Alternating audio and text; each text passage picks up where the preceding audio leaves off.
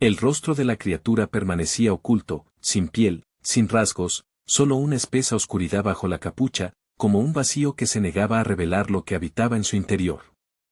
Sin embargo, los pensamientos bullían tras ese velo. El plan necesitaba revisión, porque nadie había esperado que un Lich muriera de esa manera, tan abruptamente, tan inoportunamente, dejando el tablero reorganizado y el siguiente movimiento incierto. Ante sus ojos invisibles se desplegó una visión como un plano hecho de hechicería, varios sellos mágicos encajando entre sí, sus patrones entrelazándose con intención precisa.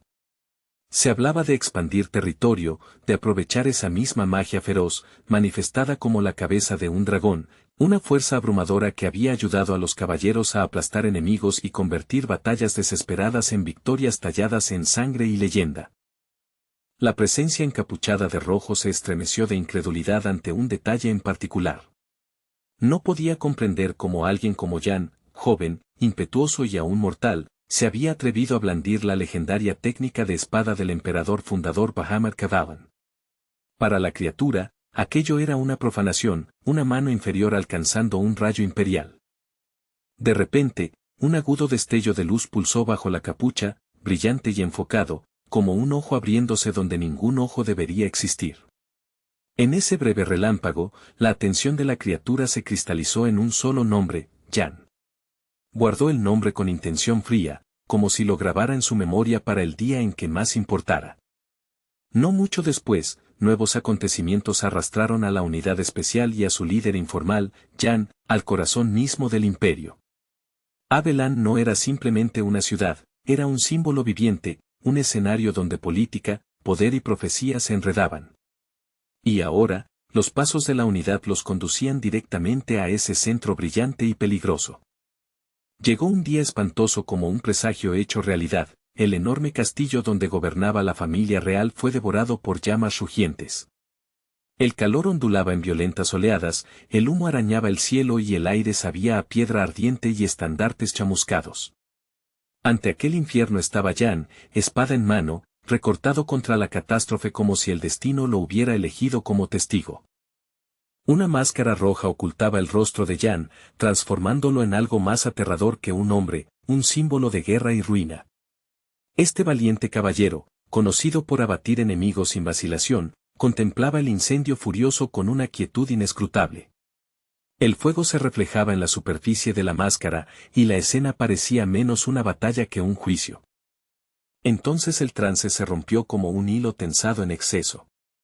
La máscara había desaparecido y el rostro de Jan volvió a quedar al descubierto, tenso y distante, con la mirada fija en algún punto invisible, como si la visión hubiera dejado un hematoma en su mente. Alguien lo llamó, insistente, preocupado, pero Jan parecía no oír, atrapado por un momento entre el recuerdo y la realidad presente. Fue Lorena Beowulf quien se acercó, con la voz teñida de preocupación al exigir saber por qué estaba mirando al vacío. Examinó su expresión en busca de señales de herida o conmoción, insegura de si su compañero estaba realmente bien. A pesar de su carácter afilado, la inquietud en sus ojos era genuina, como si temiera que volviera a desvanecerse. Con una pequeña sonrisa que intentaba aliviar la tensión, Cruelwat supuso que Jan simplemente había quedado deslumbrado por el esplendor de la capital. En su entusiasmo, Cheryl, de ojos muy abiertos y abrumada, instó a Jan a calmarse y seguir avanzando, recordándole que Abelan estaba llena y bulliciosa, y que perder la concentración allí podía traer problemas incluso sin que se desenvainara una espada. Jan echó un vistazo a las bulliciosas avenidas de Abelan, contemplando la marea viva de ciudadanos, soldados, comerciantes y clérigos. La ciudad rugía con vida, pasos, voces, campanas lejanas, pero bajo el ruido, Jan sintió el peso del regreso. Nunca habría imaginado que volvería a estar allí, rodeado por el latido del imperio, como si el pasado hubiera dado silenciosamente la vuelta para reclamarlo. De pie ante el colosal castillo que se alzaba sobre la capital, los pensamientos de Jan se tornaron oscuros e íntimos. Recordó, con un escalofrío que recorrió su piel, como una vez había incendiado a Abelan con sus propias manos, como las llamas habían respondido a su voluntad y como la capital había gritado.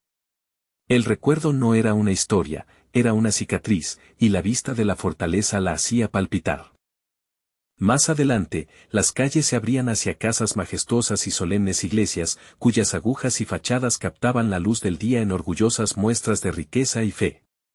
Sin embargo, dominándolo todo se alzaba la residencia de la familia imperial, imponiéndose en el horizonte como una montaña coronada.